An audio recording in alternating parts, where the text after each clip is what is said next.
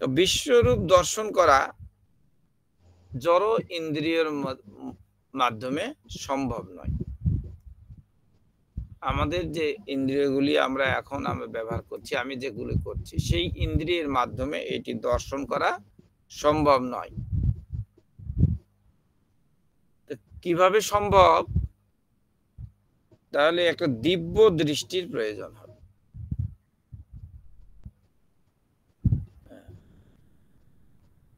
তো প্রেম ভক্তি সহকারে এই যে দিব্য দৃষ্টি লাভ করা যে সম্ভব, এটা প্রেম ভক্তি সহকারে ভগবানের সেবায় নিয়োজিত করলেই তবেই সম্ভব।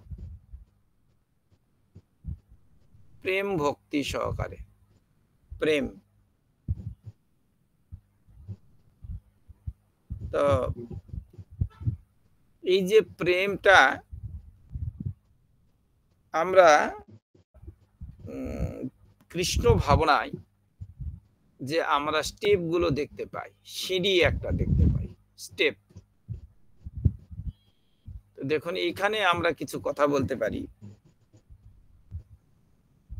যে প্রথম ধাপ যদি আমরা সিঁড়িতে প্রথম ধাপটা না দিই, তাহলে কি আমরা শেষ ধাপটিতে আমরা প্রথমে যেতে পারবো একবারে? এটা অসম্ভব। তো সেই জন্য আমাদের এই স্টেপটা নির্ধারণ করা হয়েছে, যে এইখানে যে বলা হচ্ছে যে প্রেমের কথা, প্রেম ভক্তি সহকারে। তো প্রেমের ধাপটা কখন আসে? দেখুন, যে ফার্স্ট স্টেজ হচ্ছে শ্রদ্ধাবান, শ্রদ্ধা। প্রথম স্টেজটা হচ্ছে শ্রদ্ধা। এই শ্রদ্ধা সম্পর্কে কি বলা হয়েছে? শ্রদ্ধা অর্থে বিশ্বাস করে, সুদৃঢ় নিশ্চয়, কৃষ্ণে ভক্তি কইলে সর্বকর্মকৃত হয়। তাহলে প্রথমে শ্রদ্ধা। এখন এই শ্রদ্ধার পরেই, যদি শ্রদ্ধা আমাদের থাকে, তারপরে আমাদের হবে সাধু সঙ্গ। স্টেপগুলো আপনারা একটু মাথায় স্মরণ করবেন, করতে হবে না। তো শ্রদ্ধার পরের চেষ্টাই হচ্ছে আমাদের সাধু সঙ্গ। সাধু সঙ্গ সর্বশাস্ত্রে কয়, লব মাত্র সাধু সঙ্গ সর্বসিদ্ধি হয়। তাহলে সাধু সঙ্গটা অত্যন্ত গুরুত্বপূর্ণ।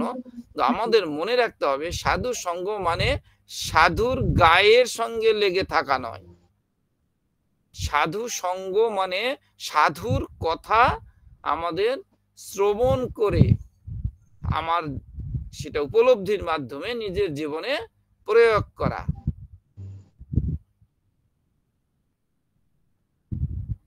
তাহলে আমরা পেলাম শ্রদ্ধা, শ্রদ্ধার থাকলে আমাদের সাধু সঙ্গ করতে ইচ্ছা হবে। এবার সাধু সঙ্গ থেকে যখন সাধু সঙ্গ করব, তখন আমাদের শুরু হবে, তখন কি ইচ্ছা হবে? ভজন ক্রিয়া। এবারে আমরা সেবাতে আমরা চলে যাব, ভজন ক্রিয়া।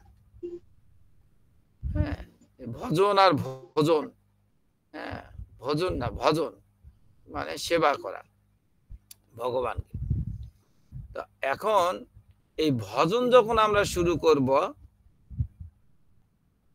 তখন আমাদের মধ্যে থেকে যে অনর্থগুলি আমাদের মধ্যে আছে, সেই অনর্থগুলি আমাদের মাঝ থেকে নিবৃত্ত হয়ে যাবে, অনর্থ নাশ হয়ে যাবে। দেখুন, যে আমাদের অনর্থগুলি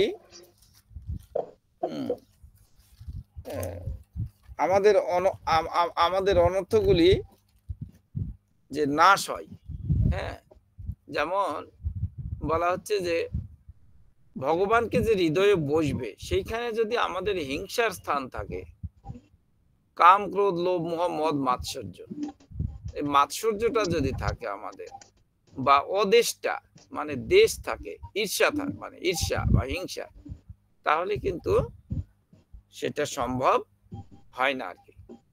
তো সেই জন্য আমরা কি করব, যে এই সেবার মাধ্যমে সেখান থেকে আমরা কি করব, যে এই অনর্থগুলি আমাদের বিদরিত হয়ে যাবে। তখন অনর্থ আমাদের নাশ হয়ে যাবে। অনর্থগুলি যখন দূরীভূত হতে থাকবে বা হয়ে যাবে, তখন আমাদের কি হবে? এই স্টেজটাতে এসে আমাদের আমাদের হবে, আমাদের আসবে নিষ্ঠা। হ্যাঁ, তখন সুন্দরভাবে কিভাবে কত সুন্দর করা যায় নিষ্ঠা। একটা আমি সেবা পেয়েছি সেটা আরো কত সুন্দরভাবে করা যায়। মনোযোগ সহকারে। তো এই নিষ্ঠা যখন আসবে, এই নিষ্ঠার পরবর্তী ধাপটাতে আমাদের তখন কি হবে? আমাদের রুচি এসে যাবে। মানে আমাদের আর শেষ হচ্ছে না। আগ্রহ মানে তৃপ্তি সহকারে যেটা সহকারে। যদি ক্ষুধা না লাগে তাহলে আমাদের কি তৃপ্তি আসবে? ক্ষুধা আমরা স্বাদ পাবো ভালো ভরপেটে? না, পাবো না। তো এই যখনই আমাদের মধ্যে রুচি এসে যাবে, তখন আমাদের মধ্যে আসক্তির সৃষ্টি হবে। কার প্রতি আসক্তি? ভগবানের প্রতি আসক্তি। হ্যাঁ, যখন আসক্তি আমাদের এসে যাবে, তখন তারপরে হবে ভাব। আর ভাবের থেকেই আমাদের সৃষ্টি হবে কি? আমাদের প্রেম। এই প্রেমটা পর্যন্ত আমরা যাচ্ছি। তা এখন আমরা কি দেখছি? যে এখনো শ্রদ্ধা হয়নি, সাধুসঙ্গ হয়নি। আমরা কি করছি? আমরা প্রেমে চলে যাচ্ছি। কোথায়? রাসলীলায়। হৈ হৈ কাণ্ড, রই রই ব্যাপার। আজকে রাস হবে রে, আজকে রাস হবে। হ্যাঁ, কয়দিন থেকেই হচ্ছে কীর্তন, ভজন, লীলা, নাম। আজকে রাস হবে, রাস। ছুটলাম। তাতে কি হবে? আমাদের এই ভক্তিপথ থেকে আমরা পিছিয়ে পড়বো। মানে আমাদের আরো সর্বনাশ হয়ে যাবে। এইটা আমাদের একটা সর্বনাশের মূল কারণ। তো আমরা সিরিয়ালি যদি বললাম, এগুলো আমাদের শ্রবণ করতে করতে যেন মনে হয়। একবার আমি আবার স্মরণ করে দিচ্ছি।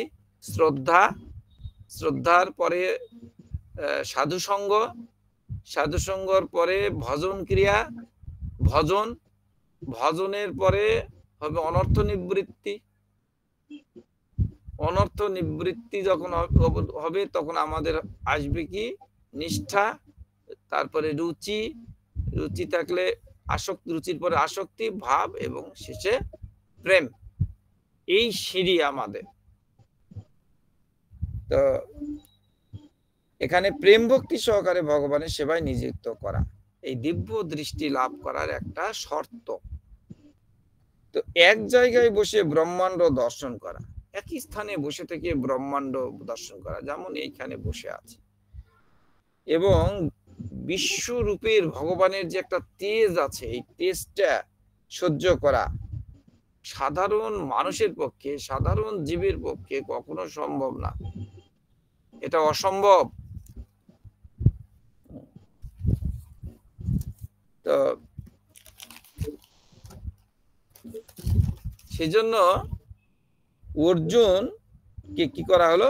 বিশেষ একটা শক্তি প্রদান করা হলো, বিশেষ শক্তি। আর চক্ষু প্রদান করা হলো। অর্জুন বিশ্বরূপ দর্শন করছিলেন। যখন বিশ্বরূপ দর্শন করছিলেন, তখন ভগবানের কোথায় ছিলেন? কৃষ্ণের পায়ের কাছে ছিলেন। কিভাবে ছিলেন তিনি? জোর হস্তে তিনি ছিলেন।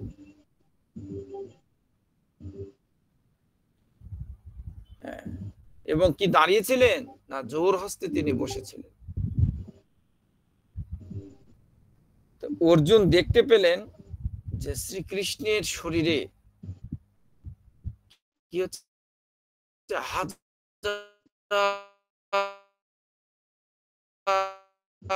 হাজার আলোক রশ্মি, এক অসংখ্য গ্রহ নক্ষত্র সমন্বিত সেই অনন্ত ব্রহ্মাণ্ড, একটা দুটো না, অনন্ত ব্রহ্মাণ্ড দেখলেন। কোথায় দেখলেন? ভগবানের মধ্যে দেখতে পাচ্ছেন, কৃষ্ণের মধ্যে দেখতে পাচ্ছেন, বিরাট রূপের রূপ, বিশ্বরূপ। এখন সীমাহীন তার হাত দুটো, আমাদের তো হাত দুটো সীমার মতো, কিন্তু সীমাহীন।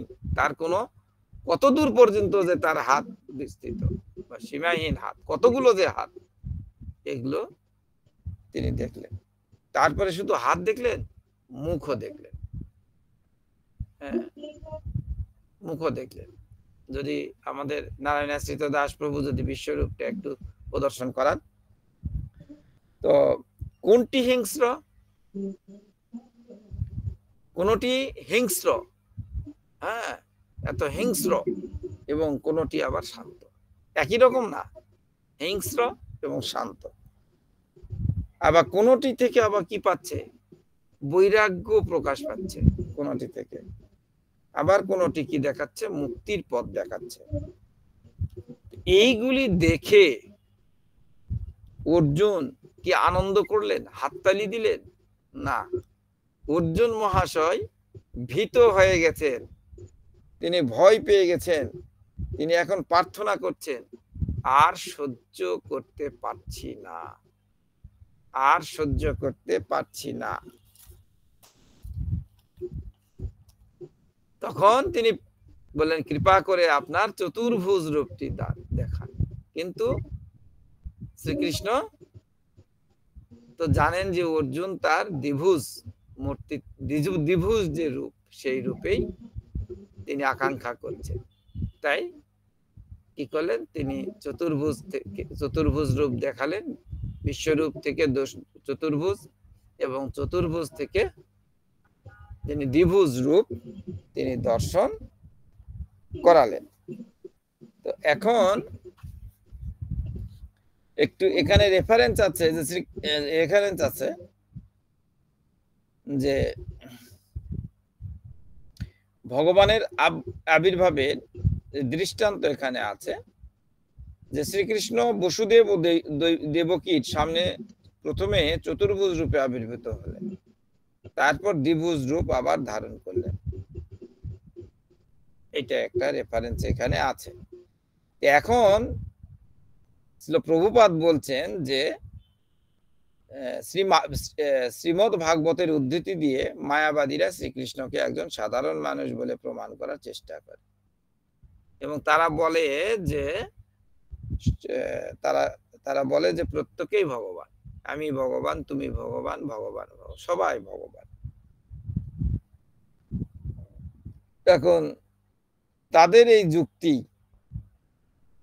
খণ্ডন করেছেন ছিল জীব গোস্বামী, ছিল বিশ্বনাথ চক্রবর্তী ঠাকুরের যে ব্যাখ্যা, সেই মোতাবেক, হ্যাঁ, সেই মোতাবেক ছিল প্রভুপাদ রেফারেন্স। এবং জীব গোস্বামী বলেছেন শ্রীকৃষ্ণ পরমাত্মা রূপে স্থাবর জঙ্গম সমস্ত জীবের হৃদয়ে অবস্থান করেন। যে প্রাকৃত ভক্ত কেবল শ্রী মন্দিরের অর্চা মূর্তির সেবায় রত বা ব্যস্ত, কিন্তু অন্যান্য জীবের সম্মান দিতে জানে না, তার অর্চা পূজা ব্যর্থ। ছিল বিশ্বনাথ চক্রবর্তী ঠাকুর এই মনোভাবের ব্যাপারে আমাদের সতর্ক করে দিয়ে তা সংশোধন করতে বলেছেন। যে শ্রীকৃষ্ণ পরমাত্মা রূপে সমস্ত জীবনের হৃদয়ে অবস্থান করেন, তাই প্রতিটি জীবকে ভগবান এর মন্দির মনে করে সবাইকে যথোচিত সম্মান করা উচিত। তো মায়াবাদীরা কি করেন? অনেকেই মন্দিরে শ্রী বিগ্রহ সেবা করাকে উপহাস করেন। তাদের যুক্তি, ঈশ্বর তো সর্বব্যাপ্ত, তাহলে মন্দিরে পূজা করে তাকে সীমিত করা হবে কেন? আর আমরা এবার নিজেদের শুধু মূর্তি পূজায় সীমিত রাখবই বা কেন? এখানে খণ্ডন হচ্ছে কি, যে ভগবান যদি সর্বব্যাপ্ত হয়ে থাকেন, তবে সর্বত্রই থাকেন, তবে নিশ্চয়ই তিনি শ্রী মন্দিরে বা শ্রী বিগ্রহেও আছেন। তাই কৃষ্ণ ভাবনাময় যুক্ত শুদ্ধ ভক্তগণ যথার্থ তত্ত্ব জানেন। তারা কি জানেন? তারা জানেন যে পরমেশ্বর ভগবান শ্রীকৃষ্ণ পরম ধাম গোলক বৃন্দাবনে সর্বদা বিরাজ করলেও তার অনন্ত শক্তি এবং অংশকলা প্রকাশের দ্বারা তিনি প্রাকৃত অপ্রাকৃত জগতের সর্বত্র বিরাজমান, সর্বব্যাপ্ত তিনি। তো এভাবে আমরা এখানে যে চমৎকার ভাবে জানছি যে বিশ্বরূপের চেয়ে চতুর্ভুজ আরো মানে গভীরে, তার চেয়ে গভীরে হচ্ছে দ্বিভুজ মূর্তি, দ্বিভুজ। হ্যাঁ, তো এখন আমরা একটু ভিন্ন আঙ্গিকে যেতে চাই যে আসলে আমরা যেতে চাই কোথায়। হ্যাঁ, আমরা যেতে চাই কোথায়? আজকে যে আমরা এখানে গীতা ক্লাস, ভাগবত ক্লাস বিভিন্ন জায়গাতে আছি। তো আমরা যেতে চাই কোথায়? তাহলে নিশ্চয়ই এর উত্তরটা কি আসবে? যে আমরা যে আমাদের গন্তব্যস্থল কোথায়? ভগবত ধাম। এখন ভগবত ধামে যে আমরা যাবো, তো তার তো আমাদের পথটা আমাদের জানতে হবে। যাওয়ার পথ আমাদের জানতে হবে। আমরা যে এখান থেকে হ্যাঁ, কলকাতা থেকে যে আমরা হয়তো বোম্বে যাব, তার পথটা আমাদের জানতে হবে কোথায় কিভাবে যেতে হবে, টিকিট কাটতে হবে, কত কি অনেক কিছু। হ্যাঁ, ভগবত ধাম। এখন ভগবত ধামে যেতে হলে আমাদের কিছু লেভেল প্রয়োজন।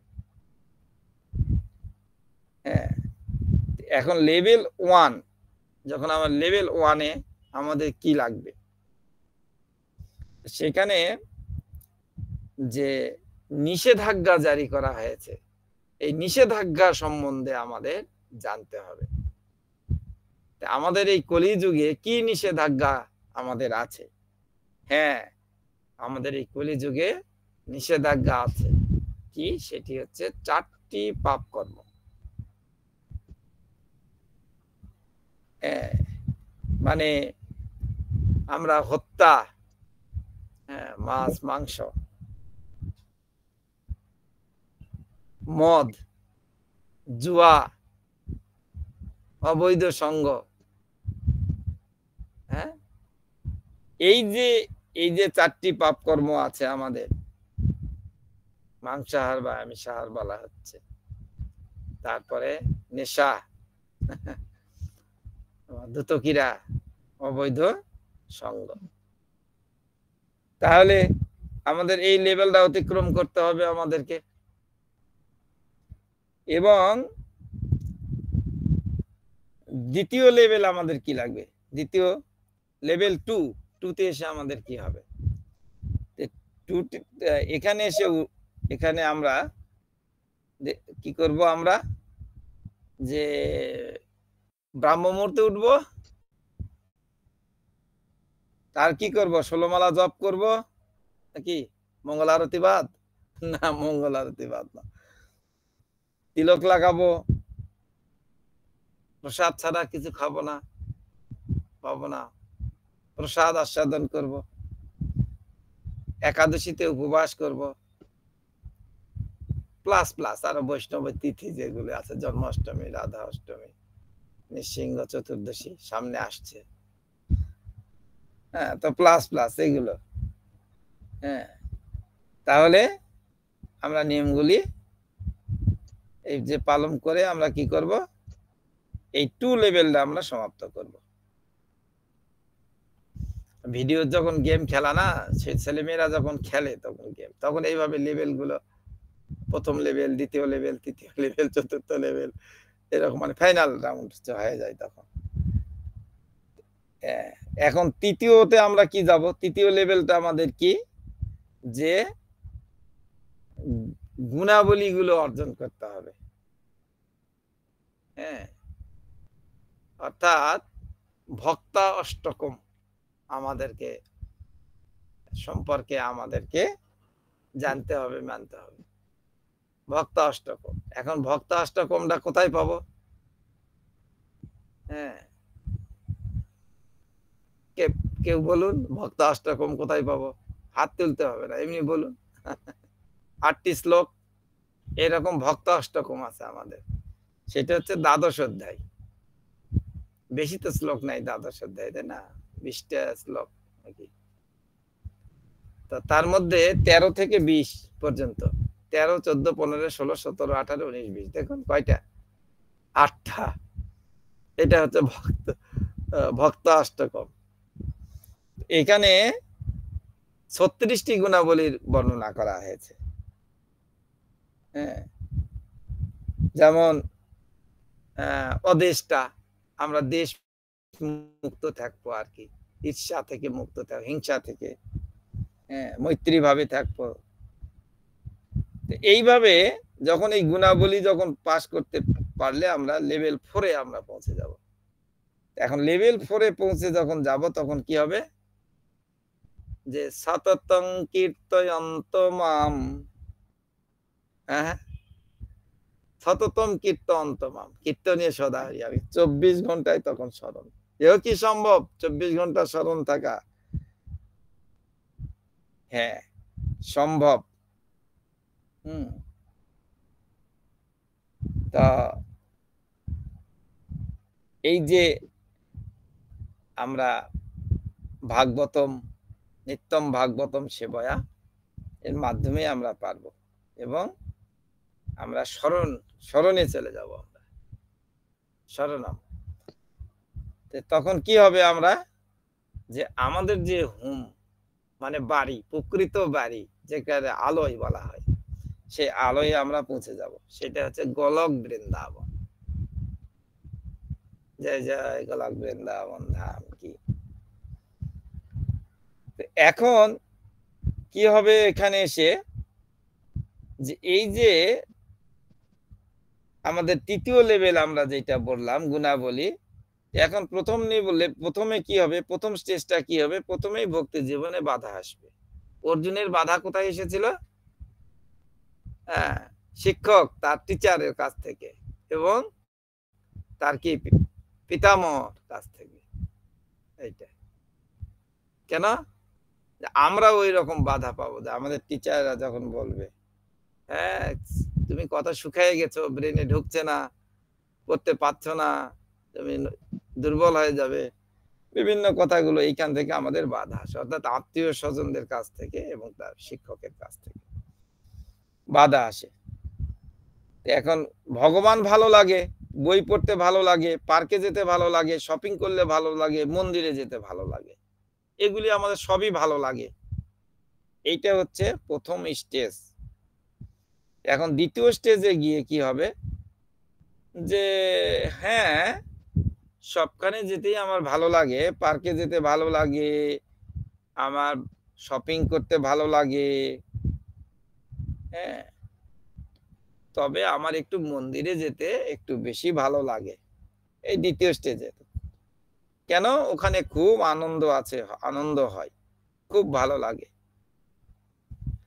তো তারপরে হবে হবে হ্যাঁ, আমি অন্যগুলো পার্কে যাওয়া এগুলি আমি ছেড়ে দেব, দিতে রাজি আছি। কি করতে? সেবা করতে রাজি আছি। দেখুন যে আমাদের জমে যেই সময় আমরা গভীর আমরা ঘুমে একটা আচ্ছন্ন থাকে যখন সাধারণেরা, তখন আমরা উঠে বসে থেকে কি করি? স্নান করে আমরা নিবিড় মাঝি প্রভু,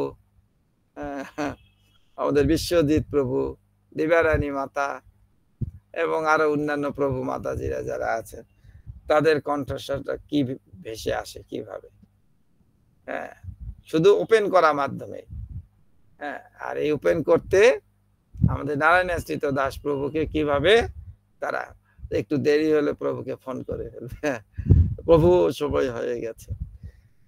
হ্যাঁ, তো এখন সেবা করতে রাজি আছি। তৃতীয় স্টেজটা কি? তৃতীয় স্টেজটা হচ্ছে শরণম। হ্যাঁ, এখন কি করি? এখন ধুতি উত্তরী পরা নয়, চেতনার কিছু পরিবর্তন হচ্ছে ভিতর থেকে। আপনারা সবাই চিন্তা করে দেখুন, আমিও চিন্তা করে দেখছি যে আমারও চেতনার পরিবর্তন অনেকটাই হয়ে গেছে, হচ্ছে আর কি। হ্যাঁ, তখন ভক্তের সঙ্গে থাকলে ভালো লাগে, জমে আসলে ভালো লাগে, ভগবানের সেবা করার ইচ্ছা করে, কিছু না কিছু করি। আমার মনে কি এইরূপ ভাবগুলি হচ্ছে? এটা প্রশ্ন করা নিজেকে। আমি ভক্তদের সাথে থাকতে চাই, ভগবানের সাথে থাকতে চাই, মন্দিরে যেতে চাই, মন্দিরে প্রসাদ নেব।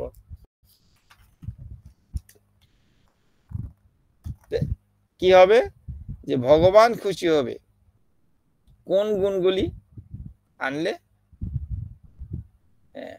যে ধরুন একটা পার্টি করা হয়েছে, যে আজ চিন্তা করা হয়েছে, যখন আমরা সাধারণে ছিলাম তখন এই আজকে সবাই স্কুল ড্রেস পরে স্কুলে আসবে, মানে কেউ কেউ আসে না, এরকম সবাই আজকে আসতে হবে বিশেষভাবে। হ্যাঁ, দেখা যাচ্ছে সবাই চলে আসছে। হ্যাঁ, এইরকম তেমনি এইরকম আমাদের যদি থাকে যে যে আমরা এমনি এমনি গোলক বৃন্দাবনে ঢুকে যাব না, বিলক এই গুণগুলি আমাদের অর্জন করতে হবে। কেন? এমনিতেই যদি আমরা যেতে চাই, এখন আমেরিকা চলে যাব, তাহলে কতগুলো স্টেজ মেনটেন করতে হয়। আর গোলকধামে যাওয়ার সময় আমাদের চিন্তা, হ্যাঁ চলে যাবো আমি গোলকধাম, না এত সহজ পথ নয়। হ্যাঁ, তো তাই আমাদেরকে কি করতে হবে? কষ্ট স্বীকার করতে হবে। হ্যাঁ, আমাদেরকে কষ্ট স্বীকার করতে হবে। এই কষ্টটা স্বীকারটা কিরকম? যে কষ্ট যদি আমার জীবনে আসে, তাহলে কি মনে করে ভক্তরা? হ্যাঁ, যে সেইটাকে সে কি স্বীকার করে নেয়। কোনো একটা বিপদ এসেছে, নিজের একটা ক্ষতি এসেছে, হয়তো আঙ্গুল একটা কিছু লেগেছে আমানি করতে, তখন কিন্তু আমরা তখন মনে করি এরকম মনে করা। তো তারপরেও এরপরে আবার মনে কি হয় যে না, আমার আরো বেশি বিপদ হতে পারতো, সেটা থেকে ভগবান আমাকে রক্ষা করেছে। তো তাই সিদ্ধান্ত কি? যে শ্রীকৃষ্ণের বিশ্বরূপ দর্শন করা খুবই দুষ্কর, সাধারণ মানুষের পক্ষে অসম্ভব, কিন্তু তার শ্যামসুন্দর রূপ দর্শন করা তার থেকে অনেক অনেক বেশি দুষ্কর। যেমন গোলক ধামে যাওয়া, আমাদের আমেরিকায় যাওয়া অনেক কঠিন, গোলক ধামে যাওয়া কঠিন, তবে আবার অতি সহজ, কারণ ভক্তরা সব স্বাভাবিকভাবেই মেনে নেয়। শুধু ভক্তবৃন্দ, আমরা এই শ্লোকটা থেকে আজকে আমাদের সময় হয়ে গেছে, তো এখানে আমি বিশ্রাম রাখছি। কৃপা করবেন। বাঞ্ছা কল্পতরুভ্যশ্চ কৃপা সিন্ধুভ্যেব চ পতিতানাং পাবনেভ্যো বৈষ্ণবেভ্যো নমো নমঃ। হরে কৃষ্ণ প্রভু, ধন্যবাদ, প্রণাম। খুব ভালো লাগছিল প্রভু, অত্যন্ত সুন্দর। আপনার শত সহস্র প্রণাম। হ্যাঁ, এই যে মানে ভক্তিপথের যে স্টেপ গুলো আপনি পরপর বলে গেলেন, অত্যন্ত সুন্দর এবং মনে রাখাও সহজ। মানে এই যে মানে বিশ্বরূপ ভগবান যে অর্জুনকে দেখালেন, মানে আমরাও চাই বিশ্বরূপ দর্শন করতে, কিন্তু আমাদের জড় ইন্দ্রিয়, জড় চক্ষু দ্বারা দর্শন কখনোই সম্ভব নয়। যখনই আমরা ভক্তিতে আসবো, ভক্তিপথ অবলম্বন করবো, তাহলে পরে আমরা হয়তো ভগবানের কৃপায় এই দিব্যদৃষ্টি পেলেও পেতে পারি। তার জন্য আমাদের যে স্টেপ গুলো আপনি বলেন অত্যন্ত সুন্দর। শ্রদ্ধা, সাধুসঙ্গ, ভজন ক্রিয়া, তারপরে অনর্থ নিবৃত্তি, নিষ্ঠা, রুচি, আসক্তি, ভাব, প্রেম, তবে প্রেম জাগবে। আর আমরা করি কি, একদম সরাসরি চলে যাই ভগবানের প্রেম লীলায় চলে যাই। হ্যাঁ, সেটা কখনোই সম্ভব নয়। হ্যাঁ, তো খুব ভালো লাগছিল। তারপরে পরে আপনি যে সমস্ত লেভেল 1, লেভেল 2, লেভেল 3 এগুলো বর্ণনা করলেন, হ্যাঁ, এটা খুব সুন্দর লেগেছে। এইভাবে আমি কিছুটা নোট করতে পেরেছি। হ্যাঁ, তো আমরা প্রথম থেকেই শেষ ধাপে পৌঁছাতে চেষ্টা করব না। হ্যাঁ, স্টেপ বাই স্টেপ আমরা এগোবো। যেমন একসঙ্গে প্রথম সিঁড়ি থেকে একদম শেষ সিঁড়িতে লাফ দেওয়া যায় না, সেরকম এখানেও তাই। আমরা ক্রমশ কমে কমে কমে কমে আমরা সেই লেভেলগুলো অতিক্রম করব। হ্যাঁ, তো আর হচ্ছে গিয়ে যেমন ভক্তিতে মানে অনেক ঘাত প্রতিঘাত বাধা আসবে। প্রথমে কষ্ট হবে, আস্তে আস্তে সেটা পরে সুন্দর ভালো লাগবে। যেমন প্রথমে ভোজনের সময় প্রথমে তিতা, পরে মিষ্টি বিতরণ হয়, সেই রকম। হ্যাঁ, সেই রসাস্বাদন আমরা করতে পারবো। হ্যাঁ, আর বিপদ আমাদের আসবেই। এই বিপদটা আমাদের জীবনে কম বিপদ বলেই আমরা মানবো, কারণ ভগবান হয়তো এর থেকে আরো বেশি বিপদে ফেলতে পারতেন, কিন্তু ফেলেননি। আমরা কম বিপদের মধ্যেই ভগবান আমাদের রেখেছেন। হ্যাঁ, আমরা ভগবানের সন্তান, তাই তিনি কৃপা করছেন। হরি বল, প্রণাম প্রভু। এইভাবে কৃপা করবেন, আশীর্বাদ করবেন। হরি বল। হরি বল। খুব সুন্দর। আমাদের হ্যান্ড রেজ করেছেন কে? বাসন্তী কুণ্ডু মাতা, বলুন। হলো যে আমরা যে আপনি সপ্তাষ্টকম বললেন যে কোন অধ্যায় বললেন, সেগুলি আমার বহুবার শ্রবণ করছি আপনাদের মুখ থেকে। শ্রবণ করার পরে একটাই উপলব্ধি হয় যে আমরা প্রথমে আমাদের যে শ্রদ্ধা, সেই শ্রদ্ধাটা প্রথমে আসবে যখন আমরা এই সাধু সঙ্গে হরিকথা শ্রবণ করবো। এই শ্রবণ করতে করতে করতে করতে আস্তে আস্তে আমাদের শ্রদ্ধাটা আসবে, সেই শ্রদ্ধাটাই যেন আগে আসে, তারপরে স্টেপগুলিতে পরে পরে আসবে। কিন্তু যদি এই সাধু সঙ্গে হরিকথা শুনতে না পারি তাহলে অনেকটা পিছিয়ে যাবো, সেটা যেন আমি পারি। এবং ভগবানের যে রূপের বর্ণনা সেটা দর্শন করার পরে যে প্রসন্নতা, এবং ভগবান যে অর্জুনকে বলছে যে তুমি আমার রূপ দেখার পরে তোমার কি, সেগুলি শ্রবণ করার পরে আরো ভগবানকে আরো মানে বেশি করে উপলব্ধি করতে পারছি প্রভু। তাই আমার একটাই উপলব্ধি, দেবকী মাতার গর্ভে থেকে আবির্ভূত হলেন, তখন সমস্ত দেবতারাও স্তব স্তুতি করছেন, তাকে দর্শন করার জন্য তারা লালায়িত হয়ে আছেন, কিন্তু ভগবান সেখানে দর্শন দেননি।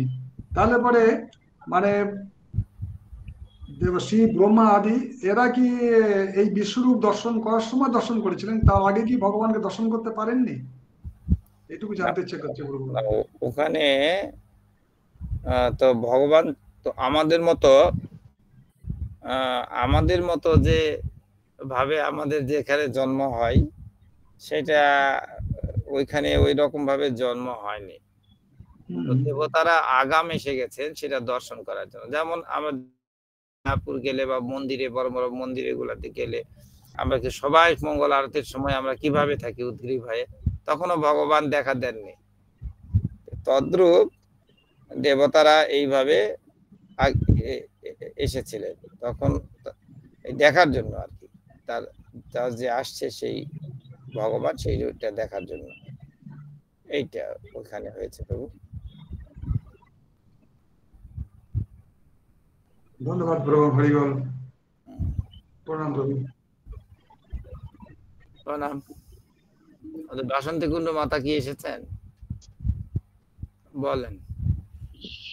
এখানে ভগবানের বিশ্বরূপের বর্ণনা হয়েছে, খুব সুন্দর বলছেন যতটা শুনেছি।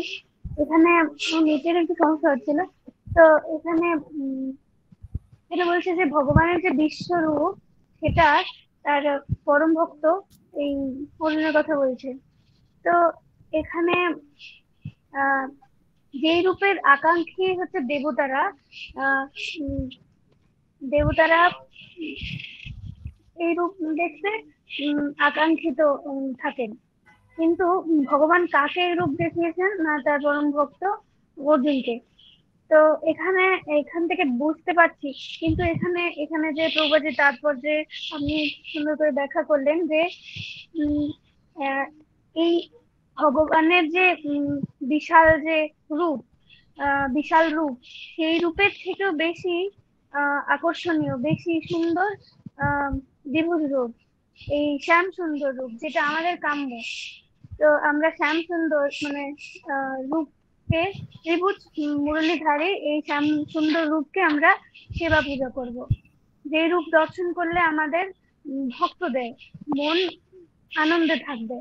তো এখানে সাধুগুরু বৈষ্ণবের কৃপাতে প্রভুপাদজি এই যে এত সুন্দর আমাদের ব্যাখ্যা দিয়েছেন, তো এই ব্যাখ্যার মাধ্যমে আমরা বুঝতে পারবো যে আমরা যেন ভ্রান্ত ভাবে মানে বিভিন্ন অনেক ব্যাখ্যাকার গীতা যারা ব্যাখ্যা করছেন সেখানে ভ্রান্ত না হয়ে পড়ি, প্রভুপাদজির এই কষ্ট করে লেখার সার্থকতা যেন আমাদের মধ্যে থাকে, আমরা যেন প্রকৃত ভক্ত হয়ে উঠতে পারি। এইটুকু বলবো প্রভু, ক্ষমা করবেন। এখানে আমাদের একটা বিষয় জানতে হবে যে আমরা যে এই দিব্য চক্ষুটা কিন্তু আমাদের কিভাবে উন্মিলিত হয়। তো তখন কিভাবে উন্মিলিত হয়, এইটা হচ্ছে যে কীর্তনীয় সদাহরি মানে সততম কীর্তনতমাম, ভক্তি যুগে কৃষ্ণ সেবার ফলে। ভক্তি যুগে না আসলে কিন্তু হবে না, শর্তই হলো ভক্তি যুগে আসা। এই জন্য ভক্তি আমাদের সুমন গিরিজাই দাসবাবু বলছিলেন না যে এই যে আমরা কিন্তু সবকিছু করেও ভক্তি যুগের মধ্যে আমরা সেটা আমরা যুক্ত করে দিচ্ছি, যেখানেই যাই না কেন সেখানে আমরা যুক্ত করার প্রচেষ্টা করি, যেখানে একটু সুযোগ পাই। এমনকি চাকরি করে বা ব্যবসা করে যে অর্থটা আমাদের আসে সেটাও আমরা কি ভগবানের কাজে লাগাতে চাই, প্রচার ক্ষেত্রে লাগাতে চাই। আমি একটা বাইক বের করছিলাম, বাইক সেটা হাং একটা নাম ছিল, গাড়িটার নাম হাঙ্গেরি, অনেক বড় একটা গাড়ি। তো আমি মনে করছিলাম সেইটা নেব আর কি। তো তারপরে আমার সঙ্গে আর একজন ফাইনালে গিয়েছিল, সে গিয়ে যায় একটা স্পট দেখতে পেল, সে বললো যে না, এই স্পটটা পরিবর্তন করে দিলে তবেই নেওয়া যাবে। তো আমার একজন হিতাকাঙ্ক্ষী ভক্তি জীবনে সে ভালো, আমার সিনিয়র আর কি, ভক্তি জীবনে সিনিয়র। সে যখন জানতে পেরেছে তখন সে বলল যে আপনার এই বাইকটা কি অচল হয়ে গেছে? অচল হয়ে গেছে আপনার বাইক? তাই বলছি না, অচল তো হয়ে যায়নি। আপনি কেন অত বড় গাড়িটা দিয়ে আপনি চয়েস করেছেন? আপনার অর্থ যদি বেশি হয় প্রভুপাদের সেবায় লাগান। মানে বড় গাড়িটাতে আমাকে বিরত করছে না, আমি তো বুঝে গেলাম। সত্যি সেই অর্থটা তখন ভগবানের কাজে ব্যয় হয়ে গেছে, বুঝলেন? নাম অর্থে তো বিভিন্ন কাজে ব্যয় হয়ে গেছে। সত্যি এতে আমি এখন আনন্দ পাই, তখন হয়তো একটু কষ্ট লাগছিল, কিন্তু এখন তো একটা আনন্দ পাই যে সে বাইকটা আমি চালাচ্ছি। অনেকেই বলে এখনো আপনি চালাচ্ছেন বাইকটা। ঠিক আছে, শ্রী শ্রী গৌর ভক্তবৃন্দ, হরে কৃষ্ণ কৃষ্ণ কৃষ্ণ কৃষ্ণ কৃষ্ণ হরে কৃষ্ণ হরে, হরে হরে রাম হরে রাম হরে রাম কৃষ্ণ রাম হরে রাম, রাম রাম হরে